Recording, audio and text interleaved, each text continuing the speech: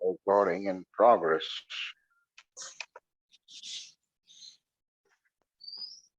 Donation 28.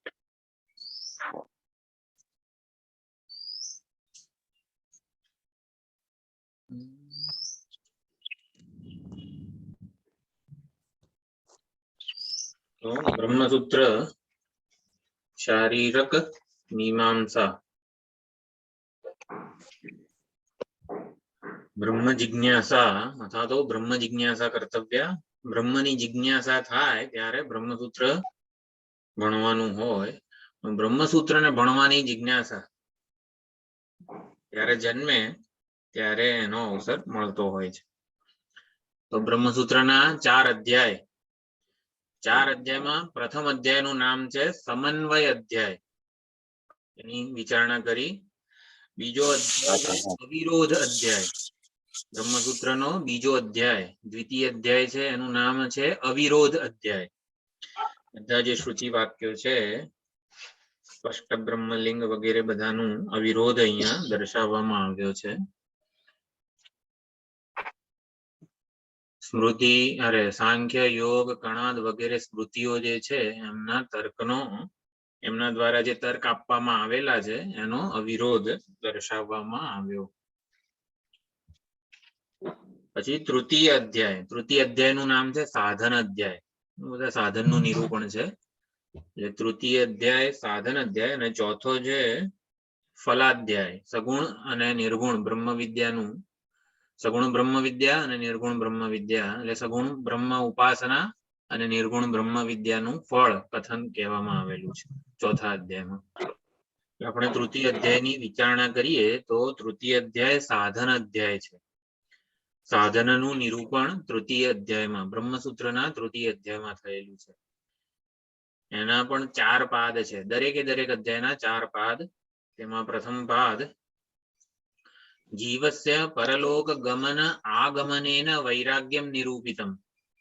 जीवनुं परलोक गमन अने परलोकमांथी आगमन पंचाग्नि विद्या वगैरह जे बधा टॉपिक छे एमां जीव परलोकमां केवी रीते जाय छे अने परलोकथी आ लोकमां के बीजा लोकमां कई रीते पाछो आवे छे आ शरीर कई रीते धारण करे छे एनुं निरूपण थयेलुं छे प्रथम पादमां। द्वितीय पादमां पूर्व भागेन त्वं पदार्थः निरूपितः। ब्रह्मसूत्रना तृतीय अध्यायना द्वितीय पादमां पहेला त्वं पदार्थनुं निरूपण थयुं अने उत्तर भागेन तत्पदार्थः निरूपितः। तत् अने त्वं पदार्थनुं निरूपण थयेलुं छे।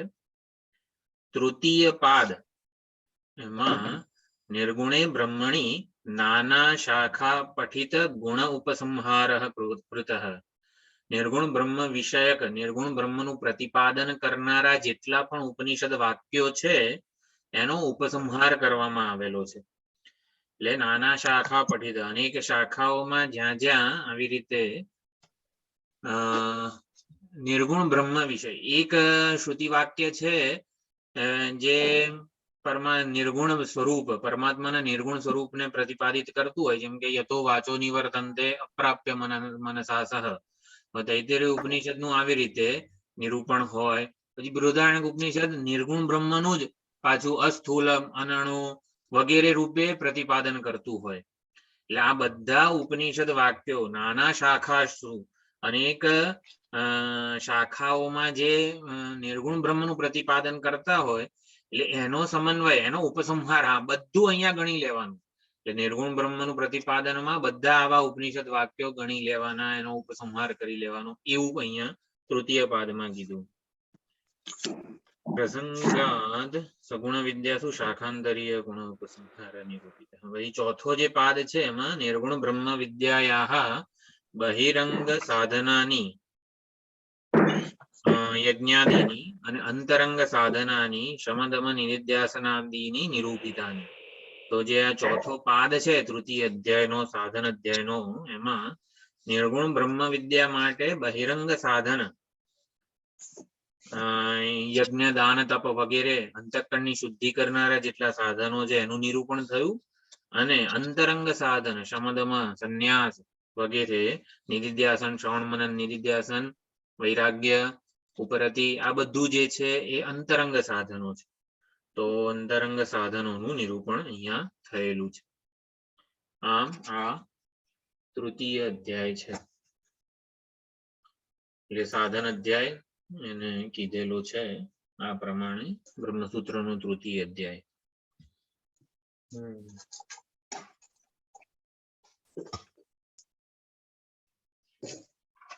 તો હવે કઠોપનિષદમાં પ્રવેશ કરીએ.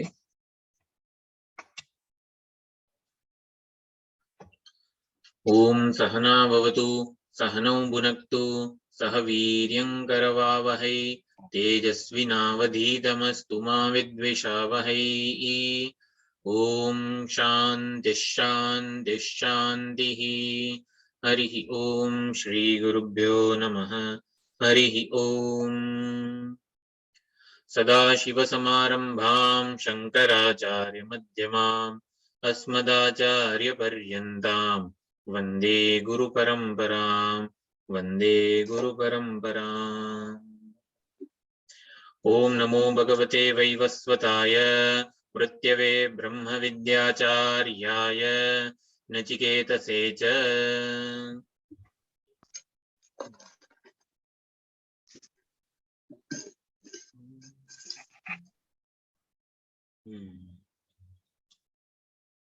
તો તૃતીય વલ્લી એનો પ્રારંભ થાય છે. કઠોપનિષદમાં 2 અધ્યાય છે અને બંને અધ્યાયમાં 3 વલ્લી. વલ્લી એટલે વેલ એ પ્રમાણે કીધેલું છે. તો તૃતીય વલ્લીનો પ્રારંભ થાય છે સુંદર જીવન રથનું એટલે કે રથનું રૂપક જે આપવામાં આવેલું છે જે કઠોપનિષદનું પ્રસિદ્ધ દ્રષ્ટાંત ઉદાહરણ છે રૂપક. રથ રૂપક વડે આપણા મનુષ્ય જીવનને સમજાવવામાં આવેલું છે. તો જીવ જે છે રથસ્વામી એ બ્રહ્મની પરમાત્માની પ્રાપ્તિ માટે એક યાત્રા કરી રહેલો છે. તો આવું એક રૂપક છે માટે જીવ જે પોતાને અજ્ઞાન ઉપાધિ વાળો માને છે એ અજ્ઞાન નિવૃત્તિ રૂપી લક્ષ્યની પ્રાપ્તિ માટે એટલે કે અજ્ઞાન નિવૃત્તિ દ્વારા પરમાત્મા સાથે એક થવા માંગે છે. તો એવી એની જીવન યાત્રા છે.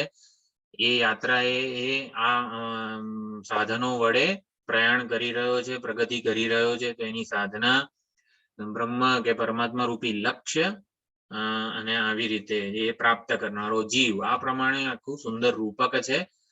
તો એ રૂપકની કલ્પના માટે તમારે જેને કહેવાય ને કે પૂર્વ ધારણા આપણે જ્યારે મેથેમેટિક્સમાં આવું કે સપોઝ x = b આમ આવી રીતે કંઈ ધારીએ તો એવી રીતે 2 જીવાત્મા અને પરમાત્મા જાણે કે ભિન્ન છે એવી રીતે 2 આત્માઓનો ઉપન્યાસ કરવામાં આવે છે. ઉપક્રમ શરૂ એવું ધારવામાં આવે છે કે જાણે કે અવિદ્યા ઉપહિત જીવ અવિદ્યાની નિવૃત્તિ દ્વારા પરમાત્મા સાથે ઐક્ય પ્રાપ્ત કરે છે.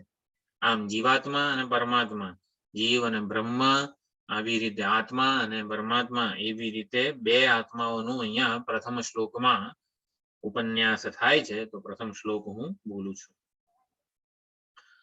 ઋતમ પિબંતૌ સુકૃતસ્ય લોકે ગુહાં પ્રવિષ્ટૌ પરમે પરાર્ધે છાયાતપૌ બ્રહ્મવિદો વદન્તિ પંચાગ્નયો યે ચ ત્રિણાચિકેતાઃ. ઋતમ પિબંતૌ સુકૃતસ્ય લોકે. લોકે આ લોકમાં આ મનુષ્ય લોકમાં કે મનુષ્ય જીવનમાં સુકૃતસ્ય ઋતમ પિબંતૌ. સુકૃત એટલે કે કરેલા કર્મો, અહીંયા વૈદિક કર્મો સકામ પુણ્ય કર્મો વગેરેની વાત છે. તો આવી રીતે પોતે કરેલા સકામ પુણ્ય કર્મના કે કોઈ પણ કર્મના ઋતમ એટલે કર્મફળ. ઋતમ વદિષ્યામી સત્યમ વદિષ્યામી. એમાં ઋતમ જે છે એ આવું વૈદિક જે સત્ય જે છે એનું પ્રતિપાદન કરતું હોય છે. તો ઋતમ એટલે નિશ્ચિતપણે જે નિશ્ચિત છે ને એને ઋતમ કહેવાય છે. તો કર્મ કરીએ એટલે એનું ફળ નિશ્ચિત મળવાનું જ છે. કર્મના કર્તાને એનું ફળ નિશ્ચિત મળે છે માટે ઋતમને કર્મફળ કીધેલું છે. તો એનું પાન કરનારા પીબંતૌ, પીબંતૌ કયું વચન છે? એક વચન છે, બહુવચન છે? દ્વિવચન. રામઃ રામૌ. તો કરનારા, કર્મફળનું પાન કરનારા, કર્મફળને ભોગવનારા બે આવા ભોગતાઓ કે પીનારાઓ છે. ગુહામ પ્રવિષ્ટૌ ક્યાં રહેલા છે? તો કે ગુહામ પ્રવિષ્ટૌ પરમે પરાર્ધે. પરમ પરાર્ધ એટલે કે આવી રીતે આપણી હૃદય ગુફા જે છે, જેને હાર્દાકાશ કહેવાય છે, દહરાકાશ કહેવાય છે, બુદ્ધિરૂપી ગુફામાં એ પ્રવેશેલા છે. આપણા હૃદયમાં બે જણાએ પ્રવેશ કરેલો છે. એટલે બીજો ક્યાંથી આવ્યો? એક હું અને એક ઈશ્વર. આવી રીતે એક ભોગતા જીવ અને એક અભોગતા સાક્ષી ઈશ્વર પરમાત્મા. આ બે જણાએ, જીવાત્મા પરમાત્માએ આ બુદ્ધિરૂપી ગુફામાં પ્રવેશ કરેલો છે. છાયા તપૌ બ્રહ્મવિદો વદંતી. એ જે બે છે ને એને જ બ્રહ્મવિદ, જે બ્રહ્મ ના જાણનારા છે, બ્રહ્મવિદ મહાત્માઓ છે, એ છાયા અને આતપ, તડકા અને આતપ એટલે તડકો અને છાયા એટલે પડછાયો, એવી રીતે વદંતી બોલે છે કે છાયા રૂપી જીવ અને આતપ એટલે તડકા રૂપી, જે પોતાના સ્વયં પ્રકાશ આત્મા ના જ્ઞાનમાં સ્થિત છે એવા ભોગતા ઈશ્વરને આતપ કીધું છે. એવી રીતે કે છે પંચાગ્નય, જે પંચાગ્નિની ઉપાસના કરનારા છે, જે મીમાંસકો છે જાણે કે, એ પણ આવી રીતે બે આત્માને માને છે કે જીવાત્મા અને પરમાત્મા અલગ અલગ છે. જીવાત્માએ કંઈક સાધના કરીને પરમાત્માને પ્રાપ્ત કરવાનું છે. ત્રિનાચિકેતા, નાચિકેત અગ્નિનું ચયન કરનારા, અગ્નિની ઉપાસના કરનારા જે છે એ લોકો પણ આવી રીતે જે કર્મ અગ્નિનું ચયન કરે છે, અગ્નિહોત્રી બ્રાહ્મણો છે, એ લોકો પણ આવું જ માને છે કે મારે આ અગ્નિની ઉપાસના કરીને અગ્નિદેવ જે છે, વિરાટ જે છે, વિરાટ અગ્નિ સાથે મારે તાદાત્મ્યાપન્ન થવાનું છે, એવું એ ત્રિણાચિકેતા માને છે. એટલે એ પણ પોતે પોતાનો અને વિરાટ અગ્નિ સાથે અભેદ સિદ્ધ કરવા માંગે છે. એટલે એ પણ બે જાણે કે સ્વીકારે છે. આ પ્રમાણે અર્થ છે. હવે અહીંયા શ્રુતિ માતા જે ઋતમ બિબંતૌ સુકૃતસ્ય લોકે, એના દ્વારા જાણે કે અજ્ઞાન કાળે આપણને જે અનુભવ થઈ રહ્યો છે એનું અનુમોદન કરે છે. એક વાર્તા કોઈ કે એક ગરીબ બ્રાહ્મણ હતો, એટલે એમ કરીને જે પોતે ગરીબ બ્રાહ્મણ હોય એકદમ કાન સરવા કરીને સાંભળે કે હા મારી વાત થઈ રહી છે. આમ કેટલો સભાન થઈને એ વાર્તાને સાંભળે. કોઈ પણ વાર્તા કહેવાનું શરૂ કરીએ ત્યારે કેવું એ પોતે હા એમ કરીને કાન સરવા કરીને સાંભળે. એમ બિબંતૌ દ્વિવચન જયારે કહે છે શ્રુતિ માતા, ત્યારે પોતાને અને પરમાત્માને જે જુદો જાણે છે, એટલે કે હું પરમાત્મા કરતા ભિન્ન છું, પરમાત્મા તો મારા માટે પરોક્ષ છે, પરમાત્મા તો સર્વજ્ઞ સર્વશક્તિમાન, હું તો અલ્પજ્ઞ અલ્પશક્તિમાન, મને તો આ બધું કશું યાદ રહેતું નથી, પાછલો ક્લાસે યાદ રહેતો નથી. આવી રીતે એકદમ પોતાને જે અલ્પ માને છે એ જાણે કે કાન સરવા કરીને સાંભળવા, હા તો મારી વાત થઈ રહી છે. ઋતમ બિબંતૌ સુકૃતસ્ય લોકે, દ્વિવચન જાણી જોઈને શ્રુતિ એનો પ્રયોગ કરે છે. હકીકતમાં એક જ છે એ આપણે સમજવાનું છે, પરંતુ કાન સરવા કરીને શ્રોતાઓ સાંભળે ને એટલા માટે બિબંતૌ કહે છે શ્રુતિ માતા. હકીકતમાં એક જ છે. આ શ્લોકને કઈ રીતે સમજવાનો જે ટૂંકમાં સમજાવીએ તો એ અમિતાભ બચ્ચન અભિનેતા છે, પણ છે હકીકતમાં શું, એક માણસ છે. એક જ માણસ છે. ફિલ્મ ઇન્ડસ્ટ્રી રૂપી ઉપાધિની અપેક્ષાએ એને અભિનેતા કીધો છે. અને એ જયારે ભિખારીનો, ચાલો એક પિક્ચરમાં એ ભિખારીનો વેશ ભજવે છે, તો ભિખારી રૂપી વસ્ત્રો કે વેશ ધારણ કરે ત્યારે એને ભિખારી કીધેલો છે. એટલે કુલ મિલા જાણે કે અભિનેતા અને ભિખારી એવા બે થયા, એટલે ઋતમ બિબંતૌ એવું કીધું. અભિનેતા અને ભિખારી, હકીકતમાં અભિનેતાનું અભિનેતાપણું અને ભિખારીનું ભિખારીપણું બંને ઓલા માણસ ઉપર અધ્યારોપિત છે. એવી રીતે એક જ આત્મા અવિદ્યારૂપી ઉપાધિથી જીવ કીધેલો છે અને ઉપાધિથી મુક્ત પોતાના નિરુપાધિક સ્વરૂપે એને સાક્ષી કે ઈશ્વર કીધેલો છે. હકીકતમાં એક જ છે આત્મ ચૈતન્ય. એને જ આવી રીતે બે પક્ષી, જેમ કે મુંડક ઉપનિષદમાં પણ દ્વા સુપર્ણા સયુજા સખાયા કીધું હતું, એટલે કે બે પક્ષી જાણે કે આ શરીરમાં રહેલા છે, શરીર રૂપી વૃક્ષ ઉપર રહેલા છે. તો હકીકતમાં બે પક્ષી એવું ત્યાં પ્રતિપાદન નહોતું થયું, પરંતુ આપણા અજ્ઞાનજન્ય અનુભવને સત્યતા આપીને એનો અનુમોદન કરીને, સત્યતા નહીં એનો સ્વીકાર કરીને, હા તમે બે આત્મા સ્વીકારો છો, પરમાત્માથી પોતાને જુદો ભિન્ન જાણો છો, ચાલો ત્યાંથી શરૂઆત કરીએ સમજવાની. આમ એમ કરીને આખું ઋતમ વિબંધો દ્વિવચન વાપરવામાં આવ્યું છે. બંને બુદ્ધિરૂપી ગુફામાં છે.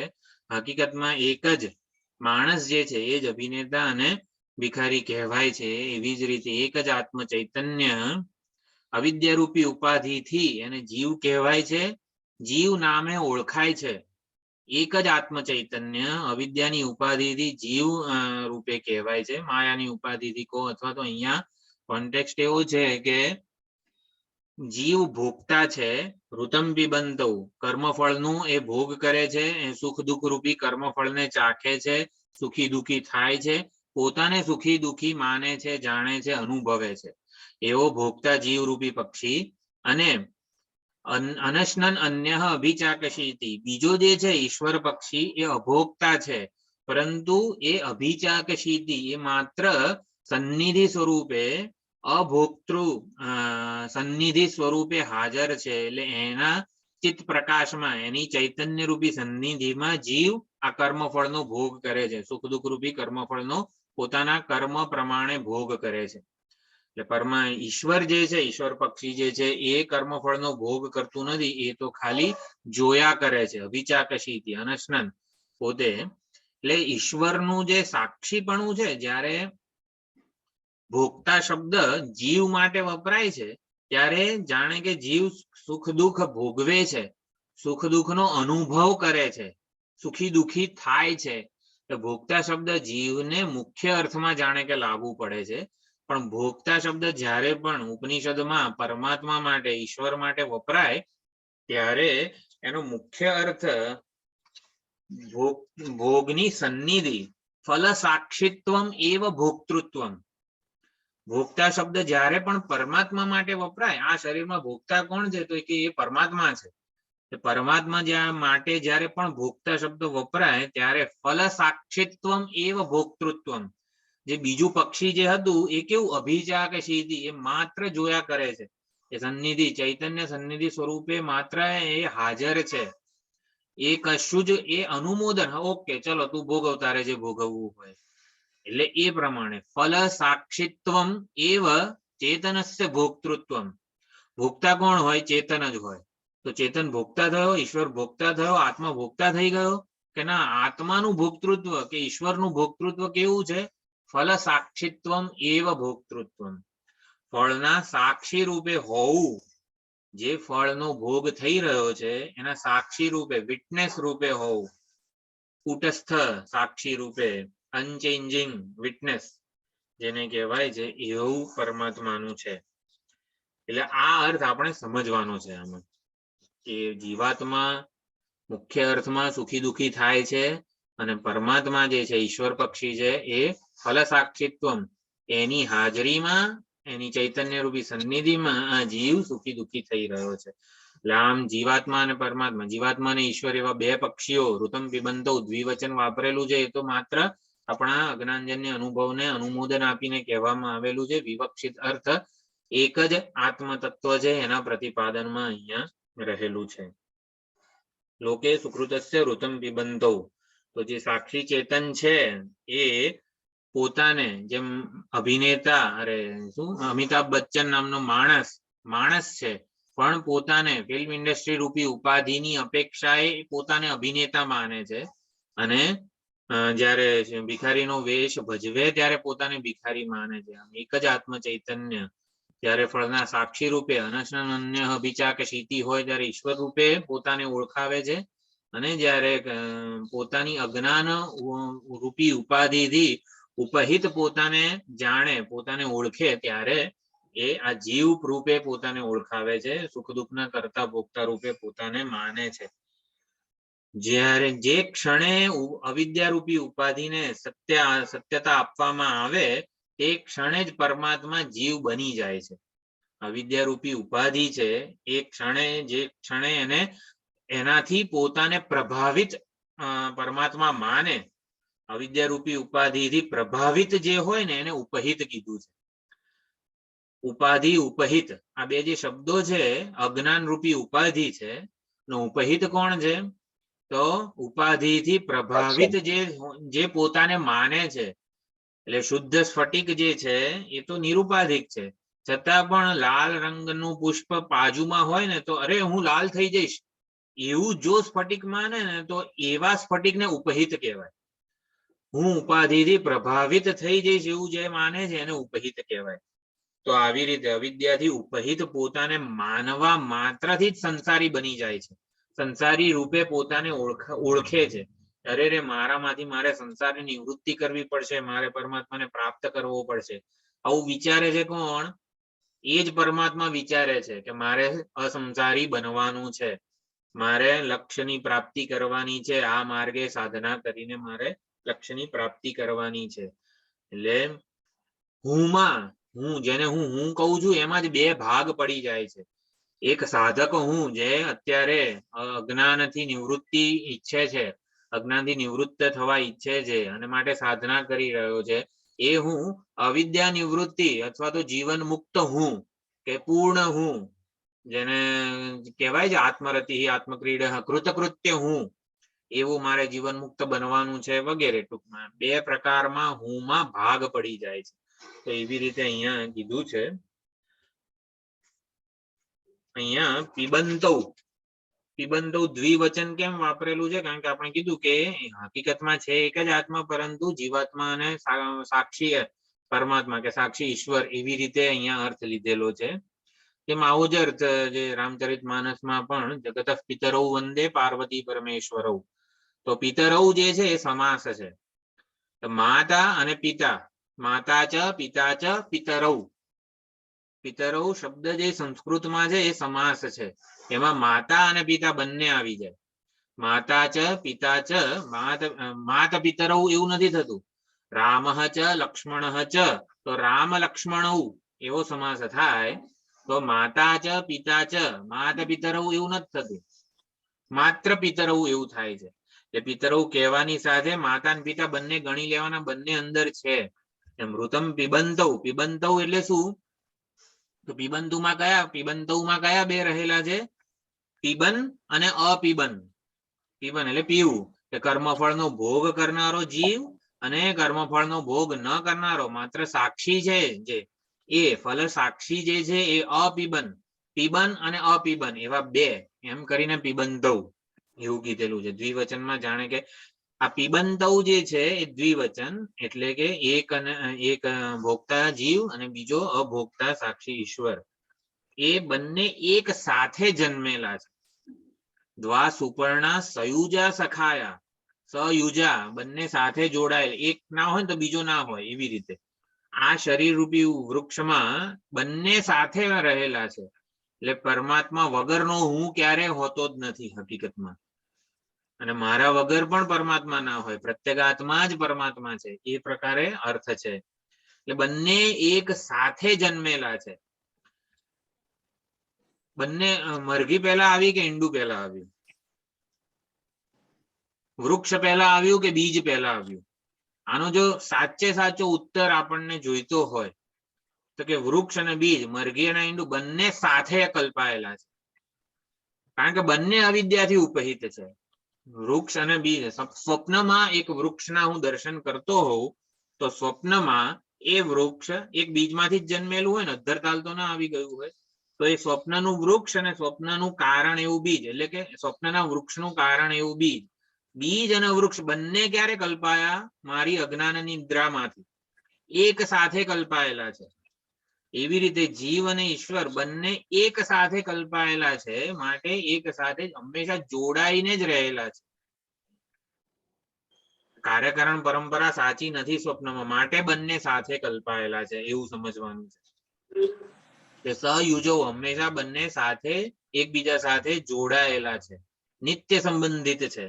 એટલા માટે અહીંયા પીબંતૌ એવું બે શબ્દ કે અવિદ્યાની ઉપાધિથી પોતાને જે કર્તા અને ભોગતા માને છે, કર્તા અને ભોગતા રૂપે જ અનુભવે છે એ જીવ પક્ષી, અને એક પરમાત્મા જે આવી રીતે કર્તા ભોગતા બનેલા જીવને એના કર્મ કરવામાં અને ફળ ભોગવવામાં અનુગ્રહ કરે છે, આશીર્વાદ આપે છે, ઉપદ્રષ્ટા અને હનુમંતા બનીને કે હા ઓકે તું આવી રીતે કર્મફળને ભોગ, એની ચૈતન્ય સન્નિધિમાં આવી રીતે જીવ પોતાને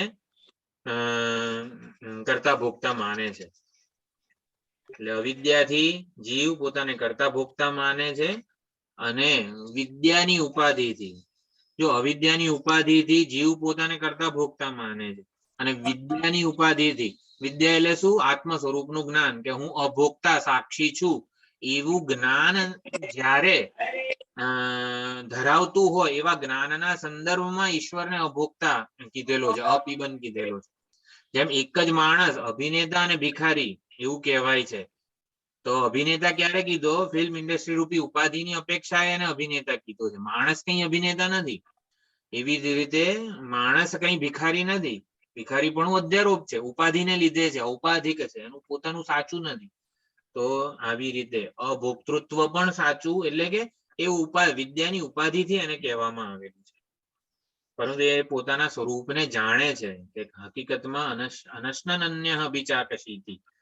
તો ઋતમ પીબંતૌ સુકૃતસ્ય લોકે ગુહામ પ્રવિષ્ટૌ પરમે પરાર્ધે. તો ગુહામ બુદ્ધિરૂપી ગુફામાં આ બેઉ જીવ અને ઈશ્વર આ બંને પક્ષીઓએ પ્રવેશ કરેલો છે. તો ગુહમ પ્રવિષ્ટૌ એટલે કે સાક્ષી ઈશ્વર અને પ્રમાતા જીવ આ પ્રમાણે બંને હૃદય ગુફામાં જ ઉપલબ્ધ છે. અને આવી રીતે પરમે પરાર્ધે એવું કીધું છે. પરમ પરાર્ધ એટલે જે સત્વગુણનું અંતઃકરણ જે છે એ પરમ છે. પરમ હૃદયાકાશ, દહરાકાશ વગેરે જે કીધેલું છે એ ઉત્કૃષ્ટ આકાશ છે પરમાત્માને રહેવાનું. જે બ્રહ્માજી છે એનું જે કમળ જે છે એ હૃદયાકાશ જે છે કમળ આકારનું છે. અજ્ઞાની અવિવેકી જે જીવ છે જેનું આવી રીતે ઉપાધિમાં તાદાત્મ્ય છે એનું હૃદયાકાશ જે છે આમ ઊંધા બીડેલા કમળ જેવું હોય, અને યોગીઓ એ જ ઊંધા બીડેલા કમળને યોગ સાધના દ્વારા સીધું અને ખીલેલું કરી નાખે છે. તો અહીંયા એટલા માટે આ દેહ તાદાત્મ્ય ની મુક્તિ દ્વારા આ વસ્તુ શક્ય છે, માટે પરમ પરાર્ધે એને કીધેલું છે. પરમે પરાર્ધે દેહ તાદાત્મ્યમાંથી જીવ જ્યારે મુક્ત થાય ત્યારે હકીકતમાં એ પરમાત્મા સ્વરૂપે જ બનીને રહે છે. એટલે બુદ્ધિરૂપી જે ઉત્કૃષ્ટ આકાશ છે, પરમાત્માને રહેવાનું સ્થાન ઉત્કૃષ્ટ છે. પરમાત્માએ પ્રવેશ આ ઉપાધિમાં કઈ રીતે કર્યો? એ તયા દ્વારા તે મૂર્ધાનમ સીમાનમ વિદાર્ય આ મૂર્ધા બ્રહ્મરંધ્ર માંથી પ્રવેશ કરેલો છે. એ પણ ઉત્કૃષ્ટ દ્વાર છે આ શરીરમાં પ્રવેશવા માટે. પ્રવેશીને ક્યાં રહેલા છે પરમાત્મા? અભોક્તા સાક્ષી રૂપે, તો કે હૃદય ગુફામાં જ રહેલા છે. તો એના માટે અહીંયા પરમાત્માની ઉપલબ્ધિનું સ્થાન હોવાને કારણે પરમ કીધું છે, પરમ રૂપી વિશેષણ. એને પરમે પરાર્ધે એવું કીધેલું છે. અત્યંત સ્વચ્છ છે, નિર્મળ છે, સત્વગુણનું બનેલું છે. કેટલું પણ રજસ અને તમસ જે અંતઃકરણમાં જણાય છે એ આગંતુક છે. અંતઃકરણનો પોતાનો સ્વભાવ નથી, અને માટે એ દૂર થઈ શકે છે. પછી બીજું કીધું છાયા તપૌ બ્રહ્મવિદો વદંતી. તો છાયા એટલે પડછાયો અને આતપ એટલે તડકો.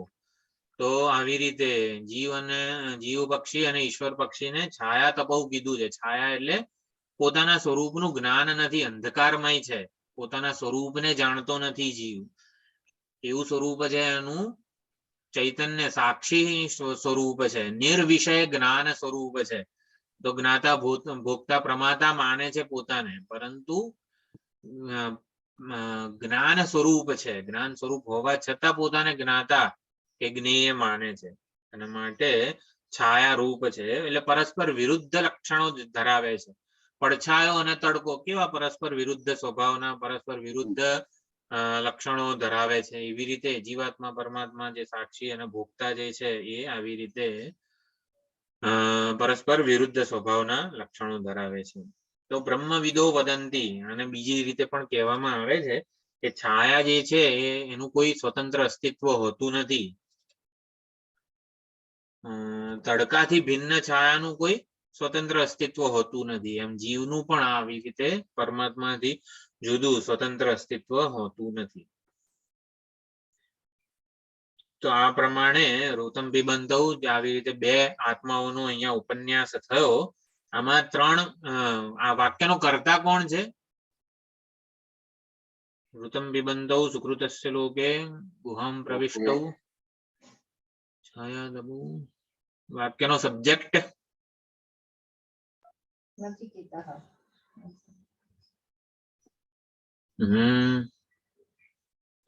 વાક્યનો કર્તા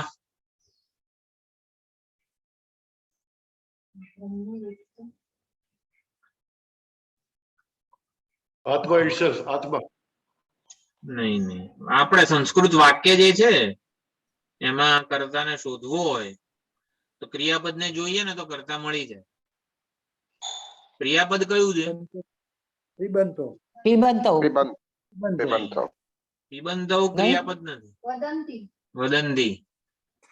હંમેશા કર્તાનો નિર્ણય કરવો હોય ને તો જોવાનું ક્યાં? કર્તાને શોધવાનું જ નહીં, ક્રિયાપદને જોવાનું. વદંતી ક્રિયાપદ છે, પિબંધૌ તો ઓલો કૃદંત છે. એટલે વદંતી કયું છે? પ્રથમ પુરુષ બહુવચન. બ્રહ્મવિદો થશે કરતા. હા. પછી ત્રણ કર્તાઓ છે.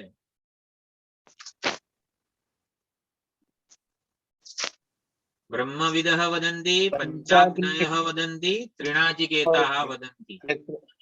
ત્રણ અધિકારીઓ છે. હા, બરોબર. એટલે બ્રહ્મવિદઃ આ જીવાત્મા અને પરમાત્માને, ભોગતા જીવ અને અભોગતા સાક્ષી એવા ઈશ્વરને છાયા તપૌ. હવે આ ઋતમ પિબંધૌ, પિબંધૌ છાયા તપૌ કઈ વિભક્તિ છે? આ તો બધું બહુ અઘરું છે જોકે, પણ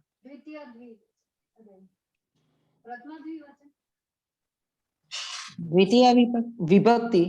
વિભક્તિ અને વચન. વચન તો દ્વિવચન છે. હા, દ્વિવચન. પણ વિભક્તિ પ્રથમા કઈ? દ્વિવચન. પ્રથમા દ્વિવચન. જો ક્રિયાપદ વદંતી આપણે પ્રથમ પુરુષ બહુવચન હોય, બહુવચન. હા, તો પછી કર્તા તો નક્કી થઈ ગયો. તો પછી હા. પિબંધૌ કઈ વિભક્તિ હોય? બહુવચન આવવું જોઈએ. પ્રથમ પુરુષ પિબંધૌ બહુવચન. દ્વિવચન જ છે અને વદંતી ક્રિયાપદ બહુવચન નું છે, માટે પિબંધૌ કરતા નથી, એ નક્કી થઈ ગયું. હા, હા, સમજી ગયું. હા, દ્વિતીય દ્વિવચન છે.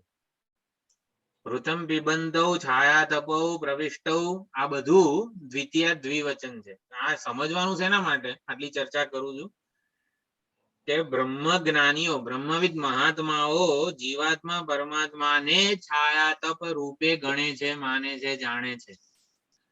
પંચાગ્નય, જે પંચાગ્નિની ઉપાસના કરનારા છે, એ લોકો આવી રીતે જીવાત્મા પરમાત્માને જુદા જુદા ભિન્ન જાણે છે, સમજે છે. ત્રિણાચિકેતાઃ, અગ્નિનું ચયન કરનારા, અગ્નિનો ઉપાસક અને અગ્નિ આરાધ્ય દેવ, એવી રીતે બંનેને જુદા, અને દ્વિતીય વિભક્તિ દ્વિવચન છે. છાયા તપૌ હંમેશા કર્તા કર્મ ક્રિયાપદ પ્રમાણે અન્વય સમજીએ ને તો પણ ઘણી સરળતા રહેતી હોય છે. થોડું કામ જરાક સંસ્કૃતનું પણ આવી રીતે પરિચય મળતો રહે તો છાયા તપૌ બ્રહ્મવિદો વદંતી.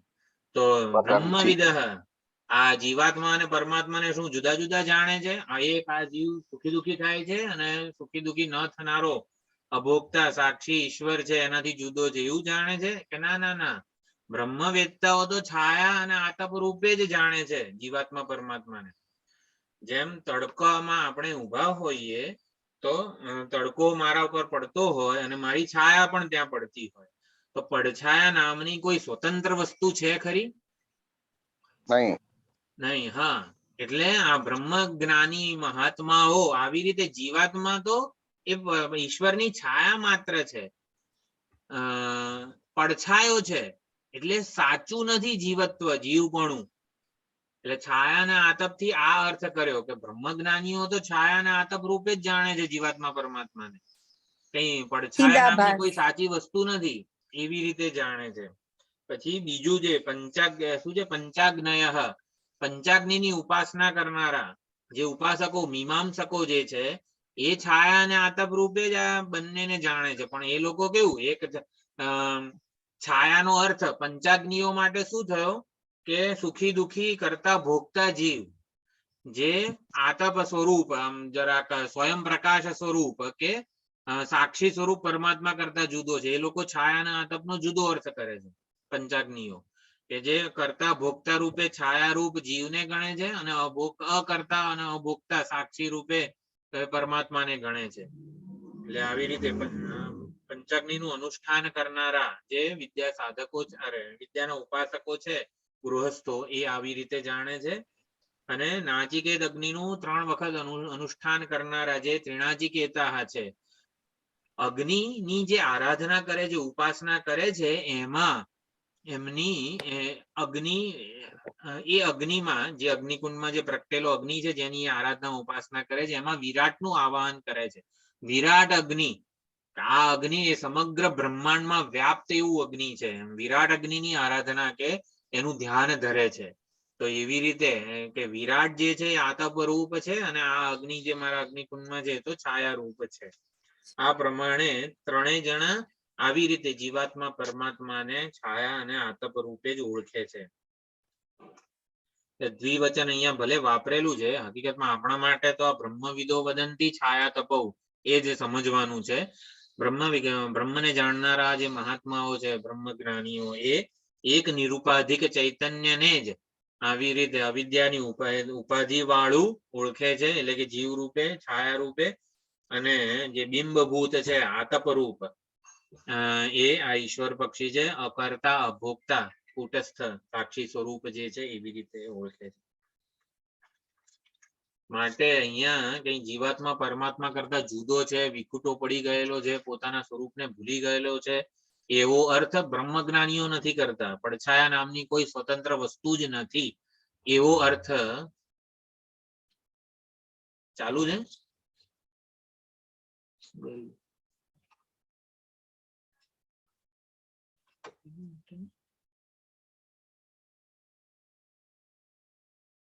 તમે વાઈફાઈ બંધ કરો.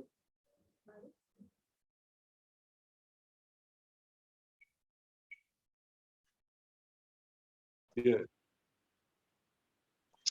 Very right.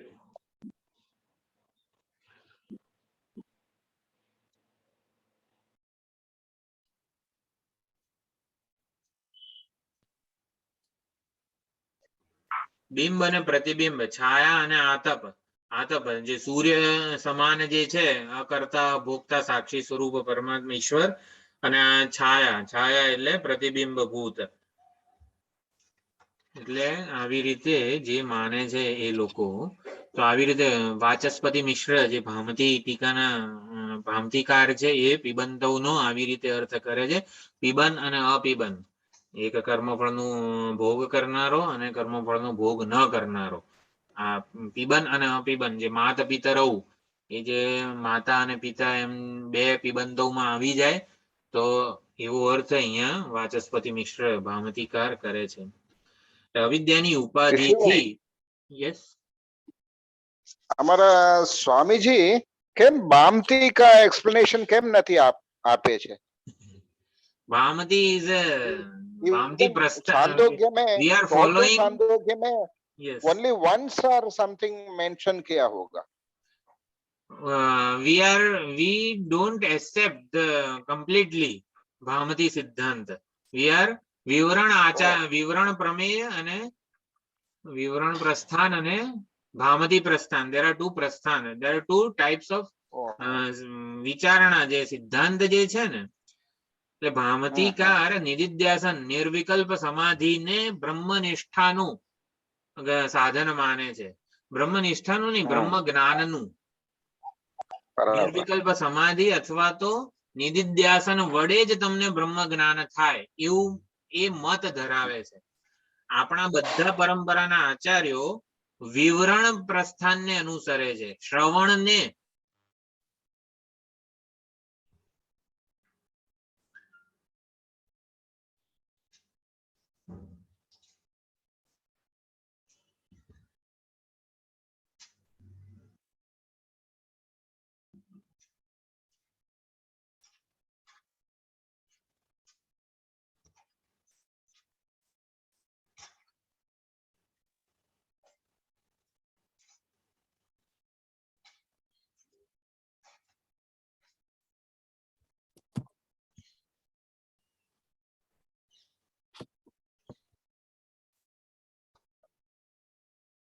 આપણા જેવા જે કાયમ અભ્યાસ ન કરનારા એ બંને વચ્ચેનું જે હોય ને એ બે અલગ વસ્તુ છે. નથી ગીતાબેન डोळ्याचा डिफेक्ट हा तिचा होता ती करते मधून मधून तिचा स्वतःचा फोन आहे ना आता તો વિવરણ પ્રસ્થાન આપણા આચાર્યો અનુસરે છે. વિવરણમાં શ્રવણ અંગી છે. શ્રવણ કાળે જ બ્રહ્મ જ્ઞાન થાય. શ્રવણ કાળે અથવા તો શ્રવણથી બ્રહ્મ જ્ઞાન થાય. આને વિવરણ પ્રસ્થાન કહેવાય. આપણા બધા આચાર્યો શ્રવણને જ મુખ્ય સાધન જ્ઞાનનું માને છે. પરંતુ ઘણા આચાર્યો નિધિધ્યાસન વડે બ્રહ્મ જ્ઞાન થાય એવું માને છે. એને ભામતી પ્રસ્થાન કહેવાય છે. ભામતીકાર નિર્વિકલ્પ સમાધિ અથવા તો નિધિધ્યાસન ને બ્રહ્મ જ્ઞાનનું સાધન માને છે. Bhamati is Vachaspati Misra's wife. Yes, Bhamati ટીકા છે બ્રહ્મસૂત્રની. અને એટલે ભામતી કાર વિદ્યા વાચસ્પતિ મિશ્ર જે છે નિધિધ્યાસન ને બ્રહ્મ જ્ઞાનનું સાધન માને છે. આપણે એટલે આપણા આચાર્યો વિવરણ પ્રસ્થાનના આચાર્યો નિધિધ્યાસન ને બ્રહ્મ નિષ્ઠાનું સાધન માને છે. બ્રહ્મ જ્ઞાન નહીં, બ્રહ્મ નિષ્ઠા, બ્રહ્મ જ્ઞાન નિષ્ઠા. નિધિધ્યાસન આપણા માટે જ્ઞાન નિષ્ઠાનું સાધન છે. એ લોકો ભામતીકાર નિધિધ્યાસન ને બ્રહ્મ જ્ઞાનનું સાધન માને છે. ભામતીકારનો એવો મત છે. આપણે અત્યારે એક વાત કરીએ કે ભાઈ માણેક ચોકમાં એક બહુ સુંદર બ્રહ્મ કે પરમાત્મા પ્રગટ થયા છે અને આવું કંઈક એવું સાંભળીએ કે આ જે આપણને અત્યંત ઉત્કૃષ્ટ હોય અને જોઈતું જ હોય, તો બોલનારનું વાક્ય પૂરું થાય એ પહેલા આપણે બધા ત્યાં દોડી જઈશું. આપણે કે ફલાણી જગ્યાએ પરમાત્મા પ્રગટ થયા છે એવું આપણે સાંભળીએ તો એનું વાક્ય સાંભળવા આપણે ઉભા રહીશું કે સીધા દોડી જઈશું? હા બોલો, પૂર્ણ વિરામ થાય ને પછી હું ઉભો થઈશ. એટલે નિધિધ્યાસન એટલે આવું કે હજી શ્રવણ પૂરેપૂરું એકવાર ખબર પડી ગઈ કે હૃદયમાં જ એ પ્રત્યેક આત્મા છે, હું સ્વરૂપે સાક્ષાત પરમાત્મા આનંદ સ્વરૂપ, પરમ આનંદ સ્વરૂપ પરમાત્મા પ્રગટ છે, રહેલા છે. આવું સાંભળ્યું ના સાંભળ્યું ને હૃદયમાં જ નિર્વિકલ્પ સમાધિમાં લાગી જાય. આવું જાણે કે ભામતી કાર કે ભામતી મત છે કે નિધિધ્યાસન વડે જ આ બ્રહ્મ જ્ઞાન થાય. આપણે નિધિધ્યાસન ને બ્રહ્મ જ્ઞાનની નિષ્ઠાનું સાધન માનીએ છીએ. વિવરણ પ્રસ્થાન કઈ બહુ એટલું બધું એ નથી. આપણા માટે શ્રવણ મુખ્ય છે, એ લોકો માટે નિધિધ્યાસન મુખ્ય છે. વિદ્યા વાચસ્પતિ મિશ્ર એટલે વારંવાર નિર્વિકલ્પ સમાધિનું એ લોકોની ટીકામાં બહુ જ મહત્વ હોય છે. નિર્વિકલ્પ સમાધિમાં જ જ્ઞાન થાય. આપણે શ્રવણ ને અંગી માનીએ છીએ, જ્ઞાન માટેનું મુખ્ય સાધન માનીએ છીએ. તો આવી રીતે છાયા અને આતપનો અર્થ કરેલો છે. આમ અવિદ્યા રૂપી ઉપાધિથી આ પ્રમાણે જીવ કહેવાય છે, સુખ દુઃખ નો અનુભવ કરે છે. હકીકતમાં જે ઉપાધિ છે એ પોતે પણ અવિદ્યાથી કલ્પાયેલી છે. બુદ્ધિ રૂપી ઉપાધિ, અંતઃકરણ રૂપી ઉપાધિ છે એ પોતે પણ અવિદ્યાથી કલ્પિત જ છે. એટલે પ્રતિબિંબ કોણ છે?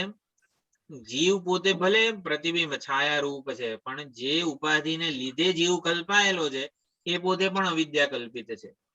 એટલે અંતઃકરણ રૂપી ઉપાધિ પણ અવિદ્યા કલ્પિત જ છે, એવું અહીંયા ખાસ સમજવાનું છે. એ આપણને કેવું થાય છે કે શુદ્ધ સ્ફટિક હોય અને લાલ રંગનું પુષ્પ ઉપાધિ હોય તો લાલ સ્ફટિક આપણને દેખાય. એટલે લાલ રંગનું પુષ્પ એ ઉપાધિને તો આપણે સત્ય માનીએ છીએ ને, એને લીધે લાલ સ્ફટિક દેખાય છે. પરંતુ દાષ્ટાંતમાં એવું પણ નથી કે અંતઃકરણ રૂપી ઉપાધિ, પ્રકૃતિ કો, ઉપાધિ કો, જીવ કો, અરે જીવ ને બધું પણ અવિદ્યા કલ્પિત જ છે. અવિદ્યા કલ્પિત છે, આત્મરૂપી અધિષ્ઠાન ઉપર કલ્પિત કલ્પના માત્ર જ છે.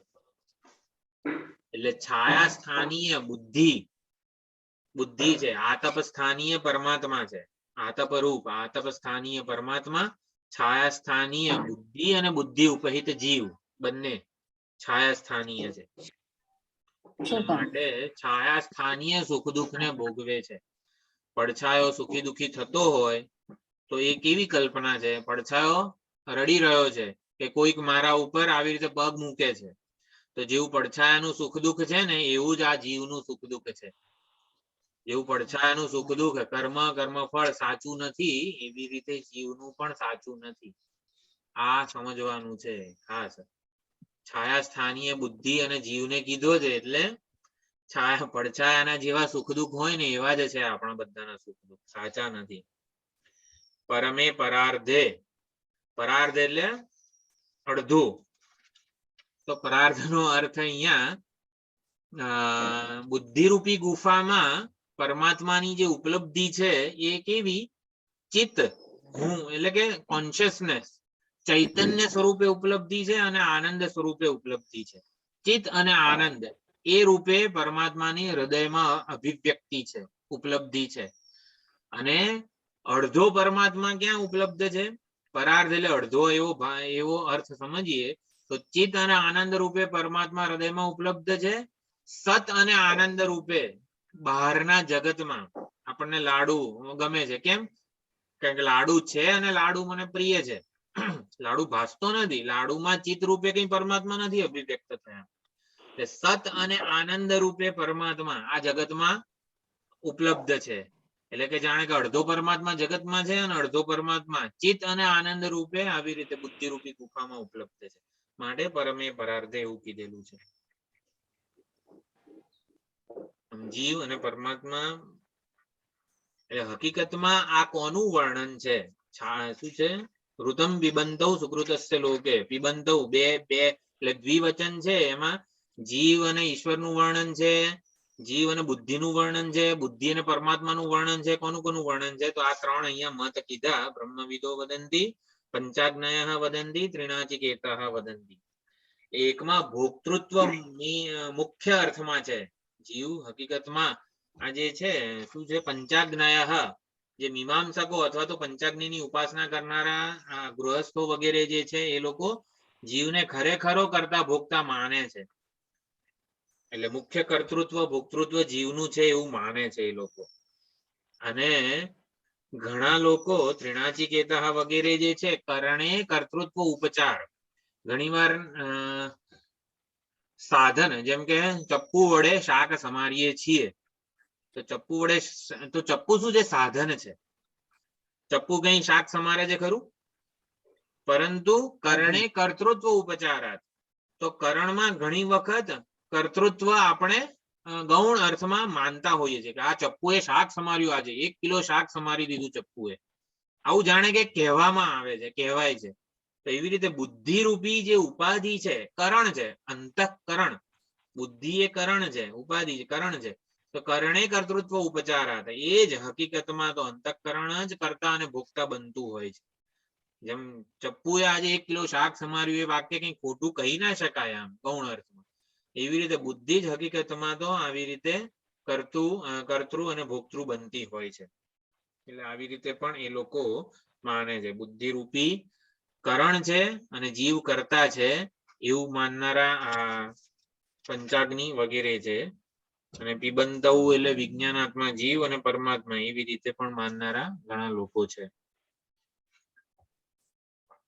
કર્મફળ સાથે સંબંધિત છે માટે પિબંતૌ એવું કીધેલું છે. એક હકીકતમાં અખંડાનંદજી સુંદર અર્થ કરે છે કે સુંદર આપણે જમવાનું વગેરે ખાવાનું તૈયાર કરેલું હોય એટલે જીવ જે છે ને એ કર્મફળનો આસ્વાદ કરે છે અને પરમાત્મા એ જીવને કર્મફળ ભોગવાવે છે. એટલે કે એનું આશીર્વાદાત્મક સન્નિધિ છે કે હા તું ભોગવ, વાંધો નહીં, એવી રીતે. એટલે જીવને ખાવાનો આનંદ છે, પરમાત્માને ઈશ્વરને ખવડાવવાનો આનંદ છે. આવી રીતે અર્થ કરે છે પિબંતૌનો, કે જીવને એટલે કે સુંદર ખાવાનું બનાવેલું હોય અને કોઈક અતિથિ વગેરે કોઈક આવી જાય અને આપણને જો હૃદયમાં એવું જન્મે કે અરે હવે તો શું થશે, કઈ રીતે પહોંચી વળાશે, બધાને પહોંચી વળાય એવું નથી વગેરે, કોઈ ચિંતા થાય, કઈ ગ્લાની થાય તો એને જીવ કહેવાય. પરંતુ બીજાને જમાડવા, પોતે ભૂખ્યા રહેવું પડે તો પણ ચાલે અને બીજાને જમાડવાનો જે આનંદ છે ને તો એ ઈશ્વર કહેવાય. એટલે જીવ અને ઈશ્વર આવી રીતે આપણા જ હૃદયમાં આવી રીતે અભિવ્યક્ત થતા હોય છે. જો આપણે ગ્લાની અનુભવીએ તો જીવ કહેવાઈએ, પણ બીજાને જમાડવાનો આનંદ હોય, આનંદ આવે આપણને, તો એ ઈશ્વર છે. એટલે ઈશ્વરને જમાડવાનો આનંદ છે અને જીવને જમવાનો આનંદ છે. અને આ પ્રમાણે બુદ્ધિરૂપી ગુફામાં બંને જણા જીવાત્મા અને પરમાત્મા રહેલા છે. બુદ્ધિમાં પ્રવિષ્ટ જ્ઞાતા જે જીવ છે એ આવી રીતે પરમાત્માને ઉપાધિથી નિરુપાધિક સ્વરૂપે, ઉપાધિથી મુક્ત સ્વરૂપે જાણે છે. તો કેવા છે? ઈશ્વર રૂપી જે સાક્ષી પક્ષી છે, અનુગ્રાહક છે, ઉપદ્રષ્ટા હનુમંતા રૂપે આ હૃદય ગુફામાં રહેલા છે. અંતઃકરણમાં ઈશ્વર રૂપી જે છે પક્ષી એ અનુગ્રાહક, અંતઃકરણમાં પ્રવેશ ઉપલબ્ધ છે, અનુવિદ્ધ છે. જે ઈશ્વર જે છે અભોક્તા સાક્ષી જે છે એ અંતઃકરણમાં ઉપલબ્ધ છે, અંતઃકરણ રૂપી ઉપાધિમાં ઉપલબ્ધ છે. જેમ સૂર્ય જે છે, સૂર્યની પાણીની ડોલમાં પ્રતિબિંબિત થાય છે, તો પ્રતિબિંબ છે એ જીવ છે, પરંતુ એ ઉપલબ્ધ છે ખરો સૂર્ય એ પાણી રૂપી ડોલમાં. એમ અંતઃકરણ રૂપી ઉપાધિમાં ઉપલબ્ધ છે, અનુવિદ્ધ છે ઈશ્વર. અને પ્રતિબિંબિત કોણ છે? તો કે જીવ. એ પ્રતિબિંબ જે છે એ ઉપાધિના ધર્મોને અનુસરે છે, ઉપાધિના ધર્મોનું પક્ષપાતી છે, તદ અનુરૂપ અને તદવાન. ઉપાધિને અનુરૂપ અને ઉપાધિ વાળો જણાય છે, ઉપાધિના ધર્મો વાળો જણાય છે. એટલે અધિષ્ઠાન રૂપે અકર્તા અભોક્તા ઈશ્વર રૂપી પક્ષી છે અને અધ્યસ્ત રૂપે જીવ પક્ષી છે. અધિષ્ઠાન રૂપે ઈશ્વર જે છે એના ઉપર બુદ્ધિરૂપી અવિદ્યારૂપી ઉપાધિથી આ જીવ કલ્પાયેલો છે. હકીકતમાં સમજવાનું છે આ રીતે. સુંદર ઉદાહરણ જે છે, એટલે પીબંધવમાં એક અર્થ કર્યો, એક કર્મફળનું પાન કરે છે અને બીજો કર્મફળનું પાન કરતો નથી. તો પત્ની સહિતના યજમાન, જેમ રામચંદ્રજીએ પણ જે યજ્ઞ કર્યો તો એમાં કેવું સીતાજીની મૂર્તિ રાખેલી, એટલે તમે સપત્ની હોય ગૃહસ્થ જ યજ્ઞ યાગ વગેરે કરી શકે. એટલે ગૃહસ્થ જ યજ્ઞ યાગ વગેરે કરી શકે જે પોતે આવી રીતે પત્ની ધરાવતો હોય. તો પત્ની પોતે તો કશું યજ્ઞમાં ભાગ લેતી નથી. એટલે કઈ આહુતિ હોમવામાં કે કશું કરવામાં પત્નીનો કોઈ ભાગ હોતો નથી. પત્ની શું કરે છે? આજ્ય ઈક્ષણ, જે ઘીની તપેલી હોય એમાં ખાલી આમ જુએ છે, આપણે ત્યાં દ્રષ્ટિપાત કરે છે. અને પત્નીની સંમતિથી, પત્નીની હાજરીમાં આ યજમાન જે છે એ આવી રીતે યજ્ઞ કર્મ કરે છે. આવી રીતે સુંદર રૂપક દ્વારા સમજાવવામાં આવે છે કે પરમાત્માની સન્નિધિથી, પરમાત્માને આ સાક્ષીપણામાં આ જીવ કર્મફળનો ભોગ કરે છે. એટલે આસન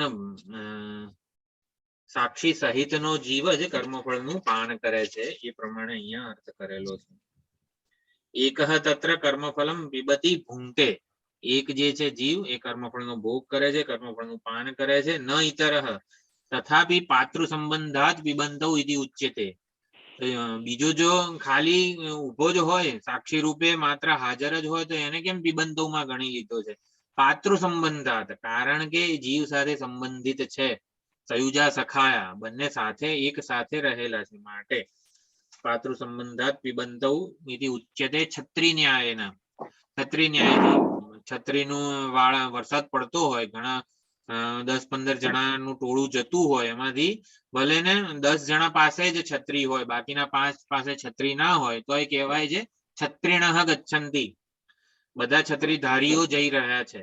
તો છત્રી ન્યાયથી પરમાત્માને પણ પિબંધોમાં ગણી લીધો છે. એ કઈ કર્મફળનો ભોગ કરતો નથી, કર્મફળનું પાન પણ કરતો નથી.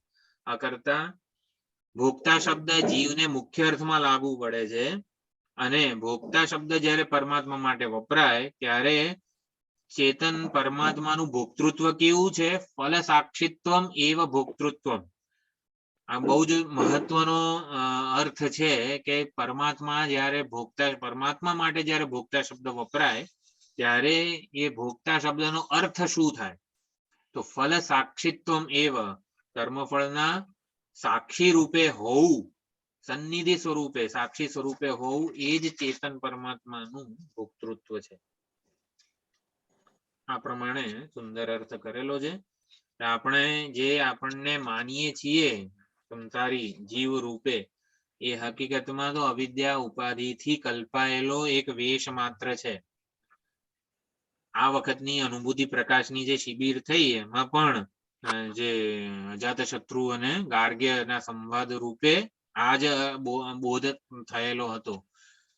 બે પક્ષીઓનું જે રૂપક અનુભૂતિ પ્રકાશ, વિદ્યારણ્ય સ્વામીજીએ જે છેલ્લે શ્લોકો આવ્યા એમાં શું સમજાવ્યું હતું કે દ્વા સુપર્ણા સયુજા સખાયા એવા બે પક્ષીઓ જે છે તો એમાં બે સ્વતંત્ર એકબીજાથી જુદા, એક આ ડાળીએ હોય ને બીજું ડાળીએ હોય એવું નથી.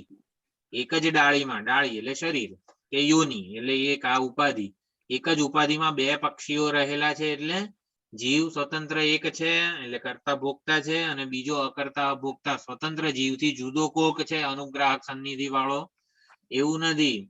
ઓલો સ્વરૂપભૂત છે જે અકર્તા અભોગતા ઈશ્વર જે છે અનશન અન્ય અભિચાકશીતિ એ મુખ્ય છે. એ જ હકીકતમાં પારમાર્થિક પોતાના નિરુપાધિક સ્વરૂપે હાજર છે બુદ્ધિરૂપી ગુફામાં. અને તો આ જે કર્મફળનું પાન કરનારો દેખાય છે એ કોણ છે? જીવરૂપી પક્ષી છે કોણ? તો એ તો વેશ છે માત્ર. એવું ત્યાં અનુભૂતિ પ્રકાશમાં પૂજ્ય સ્વામીજીએ કીધું હતું કે જીવ પક્ષી એ ઈશ્વરરૂપી પક્ષીનો વેશ માત્ર છે. બે સ્વતંત્ર એકબીજાથી જુદા પક્ષીઓ નથી. જીવ પક્ષી તો ઈશ્વરરૂપી પક્ષીનો વેશ છે. વેશના સ્તરે આ બધું શું છે? કર્મ અને કર્મફળનું ભોગ બધું રહેલું છે, અનુભૂતિ રહેલી છે. પ્રકૃત્યૈવ ચ કર્માણિ ક્રિયમાણાનિ સર્વશઃ. જે શંકરાનંદીમાં પણ આ જ અર્થ અહીંયા હમણાં પ્રગટ થઈ રહ્યો છે. બે પક્ષીઓની જ્યારે પણ વાત આવે, ઋતમ પિબંતૌ રૂપે પણ બે આત્માઓની જ્યારે વાત આવે, એક જીવાત્મા અને એક પરમાત્મા, ત્યારે જીવાત્મા નામનું એક સ્વતંત્ર આત્મા નથી, પક્ષી નથી, એ ખાસ સમજવાનું છે.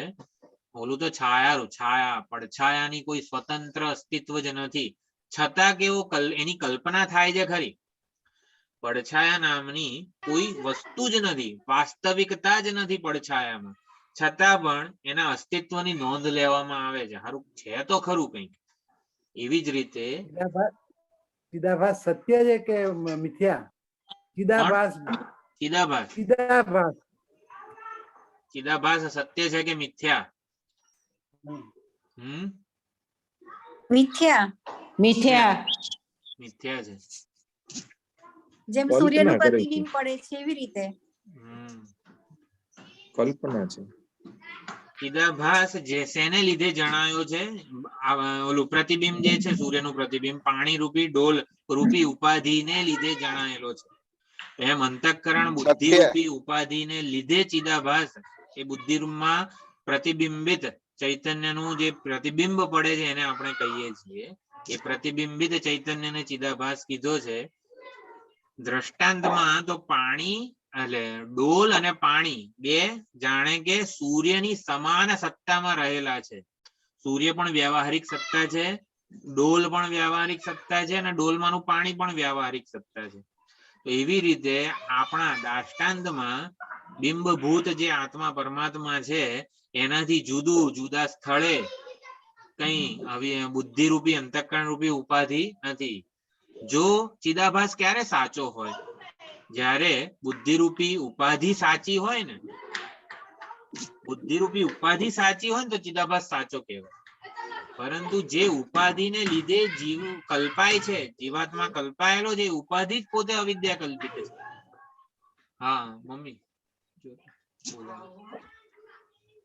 એટલા માટે એ સાચો નથી.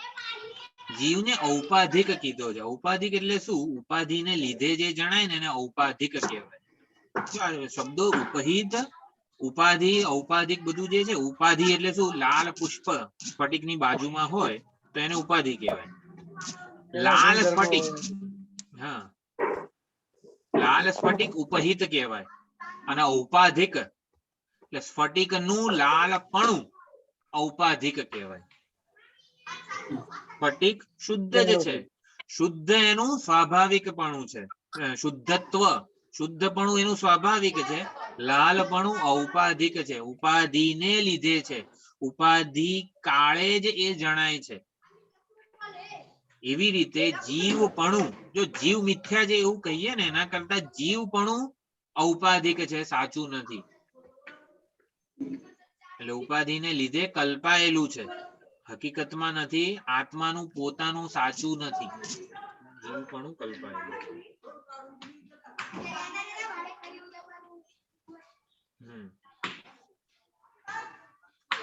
તો પછી બીજો મંત્ર,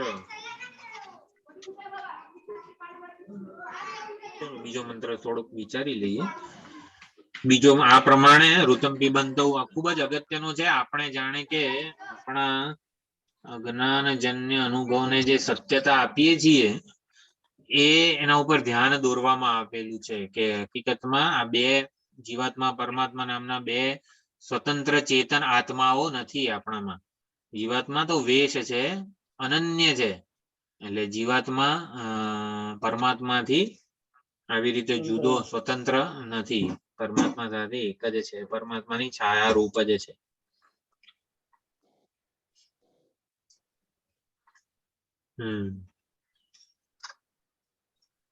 તો બીજો મંત્ર, યસ્સેતુરી જાનાનામ અક્ષરમ બ્રહ્મ યત પરમ અભયમ તિતીર્ષતામ પારમ નાચિકેતમ શકેમહી. ઈજાનાનામ યહ સેતુઃ, તો સેતુ જે કીધેલો છે, સેતુ એટલે બંધ, જે ડેમ કહેવાય એને સેતુ કહેવાય છે. તો નદી ઉપર જે ડેમ બાંધીએ એનાથી નદીનું પાણી જળવાઈ રહે, એની મર્યાદામાં રહે. પરમાત્માને ઘણી વખત આપણા ઉપનિષદોમાં સેતુ રૂપે વર્ણવવામાં આવેલો છે કે પરમાત્મા સેતુ છે, સગુણ બ્રહ્મ જે છે એ સેતુ છે. સેતુ રૂપ છે એટલે બધાને પોતાની મર્યાદામાં રાખે છે. અગ્નિ હંમેશા દાહકત્વ પ્રકાશત્વ યુક્ત જ હોય, અગ્નિ દજાડે જ, અગ્નિ ઠંડો ના હોય. કેમ? સેતુ રૂપ પરમાત્મા છે માટે અગ્નિ દજાડે છે, પાણી પલાળે છે. તો દરેકને પોતાની મર્યાદામાં રાખે છે. દરેક ભૂત જે છે એને પોતાની મર્યાદામાં કોણ રાખે છે? સેતુ રૂપી પરમાત્મા છે. તો સેતુ જે પોતાની, એટલે સેતુ રૂપી પરમાત્મા છે માટે આ જગત ચાલી રહ્યું છે. નક્ષત્રો ફરી રહ્યા છે, ગ્રહો ફરી રહ્યા છે, ટૂંકમાં સમગ્ર જગત ગતિમાન છે. અથવા તો પોતાની મર્યાદામાં, પૃથ્વી એની મર્યાદામાં જ ગોળ ગોળ ફરે છે, ધરી ઉપર ફરે છે અને સૂર્યની આસપાસ ફરે છે. તો એને મર્યાદામાં રાખનાર સેતુ છે. સેતુ એટલે આવી રીતે પોતાને, દરેકને પોતપોતાની મર્યાદામાં રાખનાર, ધર્મ જેને કહેવાય ને એવો સેતુરૂપ પરમાત્મા છે. તો યજ્ઞ કરનારાઓ માટે ઈજાના નામ, યજ્ઞ કરનારાઓ કોને અનુલક્ષીને આ યજ્ઞ કરે છે? કોઈ પણ સત્કર્મ કરે છે તુજે અતસ્ત્વામ સંપ્રેક્ષ જામીન રૂપે પરમાત્મા, જે સુકૃત યજ્ઞ રૂપી જે પુણ્ય કર્મ છે એનું હું અત્યારે કર્મ કરીશ, એનું ભવિષ્યમાં મને પુણ્ય રૂપી ફળ મળશે, સુખ રૂપી ફળ મળશે, એવું કોઈ બાહેધરી આપે આપણને ત્યારે જ એ યજ્ઞ કર્મ કે પુણ્ય કર્મ કરતા હોઈએ છીએ. તો પરમાત્મા સેતુ રૂપ છે કે આપણે જે અત્યારે આ યજ્ઞ કર્મ કરી રહ્યા છીએ એનું સુખ કે પુણ્ય રૂપી ફળ આપશે એવું જાણે છે આ ઈજાના નામ, યજ્ઞ કરનારાઓ માટે. એટલે ઈજાના નામ, યજ્ઞ કરનારાઓ માટે જે અક્ષર બ્રહ્મ પરમ સેતુ રૂપ છે, એટલે કે એ પરમાત્માને ઉદ્દેશીને, પરમાત્માને જામીન રૂપે સ્વીકારીને જ આ યજ્ઞ કર્મ કરનારાઓ યજ્ઞદાન તપ વગેરે કર્મ કરે છે. સુકૃતિ એટલે કે જે આવી રીતે સત્કર્મો કરનારા સત્કર્મો કોને જોઈને કરે છે? તો સેતુ રૂપી અક્ષર બ્રહ્મને જોઈને જ કરે છે. અને એને લીધે જ યજ્ઞ કર્મ કરનારા યજ્ઞ કરે છે. સાધન ચતુષ્ટય સંપન્ન જે છે એ લોકો આવી રીતે અંતઃકરણ શુદ્ધિનો પ્રયત્ન કરીને પરમાત્માને જાણવાનો પ્રયત્ન કરે છે. અભયમ તિતીર્ષતામ પારમ નાચિકેતમ શકેમહી, આવી રીતે પોતાના ધ્યેયની પ્રાપ્તિ માટે દરેકે દરેક સાધક જે છે એ ધ્યેયને જોઈને એ પ્રમાણે પ્રવૃત્તિશીલ રહેતા હોય છે. એટલે અહીંયા સેતુ રૂપે એ અક્ષર બ્રહ્મ જે છે એનું પ્રતિપાદન થઈ રહ્યું છે. અભયમ અક્ષરમ પરમ યદ બ્રહ્મ એને સેતુ રૂપે જાણે છે, આવી રીતનો અહીંયા અર્થ છે. જે તિતીર્ષતામ, આ સંસાર સાગરની પાર જવા માટે જે ઈચ્છે છે, જે મુમુક્ષુઓ છે એ એના માટે આ જે અક્ષર બ્રહ્મ અક્ષર પરમાત્મા છે એને જાણીને એ અક્ષર સંસાર સાગરને તરી જાય છે. સંસાર સાગરને તરી કોણ શકે? જે મુમુક્ષુ જે સંસાર સાગરને પાર જવા તરવા માંગે છે, જે પોતે તટસ્થ કોક પહોંચેલો હોય એને જોઈને જે તરી શકે ને, જે પોતે સંસારના સર્વ ધર્મોથી વર્જિત હોય, અસંસારી હોય, પરમાત્મા અસંસારી પરમાત્માને ધ્યાનમાં રાખીને એ આવી રીતે મુમુક્ષુઓ આ સંસાર સાગરને પાર ઉતરવાનો પ્રયત્ન કરી રહ્યા છે. ખરેખર અસંસારી પરમાત્મા મારું સ્વરૂપ છે એવું જાણીને એ લોકો આવો પ્રયત્ન કરી રહ્યા છે, સંસારમાંથી મુક્તિનો પ્રયત્ન કરી રહ્યા છે. આપણે જે સાધના કરી રહ્યા છીએ એનું અહીંયા અનુમોદન આપવામાં આવે છે કે હા, મુમુક્ષુઓ આવી રીતે અસંસારી પરમાત્માને ધ્યાનમાં રાખીને સંસારમાંથી મુક્તિ મેળવવાનો પ્રયત્ન કરી રહ્યા છે. અને જિજ્ઞાસુઓ આવી રીતે પ્રયત્ન કરી રહ્યા છે. ઈજાના નામ યજ્ઞ કર્મ કરનારા, નિષ્કામ પુણ્ય કર્મો જે કરનારા જે છે એ લોકો આવી રીતે આ નિષ્કામ પુણ્ય કર્મોથી અંતઃકરણની શુદ્ધિ થશે એવું પરમાત્મા આપણી અંતઃકરણની શુદ્ધિ કરાવશે એવી કંઈક શ્રદ્ધા અને વિશ્વાસ હોય ત્યારે જ યજ્ઞ કર્મ કરે છે. આમ સેતુ રૂપે, સેતુ અક્ષર બ્રહ્મ જે છે એને સેતુ રૂપે આ કર્મયોગી જે છે યજ્ઞદાન તપ કરનારા એ આવી રીતે શક્તિમાન થાય છે. તો અહીંયા આવી રીતે આપણે જે પ્રાર્થના રૂપ આ મંત્ર છે, નાચિકેતમ શકેમહી, અમે આ નાચિકેત અગ્નિનું ચયન કરવા માટે શક્તિમાન થઈએ. નાચિકેત અગ્નિનું અહીંયા નાચિકેતમ શકેમહી એટલે શકેમહી, અહીંયા શકેમહી કયું રૂપ છે? વયમ શકેમહી, અમે બધા જે છીએ એ આવી રીતે શક્તિમાન થઈએ એવી પ્રાર્થના પણ છે.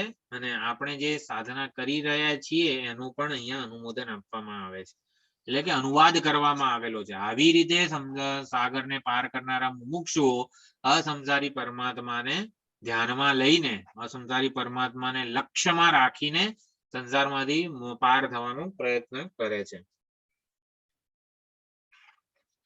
અહીંયા નાચિકેત વિદ્યા એ સાધનનું નામ છે, એટલે એના આધારે જાણે કે આપણે સંસાર સાગરને પાર થવાનું છે. એવી રીતે જિજ્ઞાસુઓ માટે ચિત્ત શુદ્ધિ અંતઃકરણની શુદ્ધિ સાધન છે, અને નાચિકેત અગ્નિનું અનુષ્ઠાન કરનારા માટે એ અગ્નિમાં વિરાટની જે ભાવના કરવામાં આવે છે, અગ્નિની ઉપાસના, એ સાધન છે. માટે નાચિકેતમ શકેમહી એવું કીધેલું છે.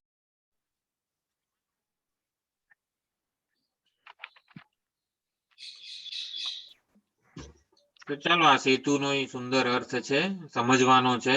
પરમાત્મા અભય અક્ષર બ્રહ્મને સેતુ કેમ કીધું છે આવતી વખતે જોઈશું, તો એ અધૂરું રહેશે.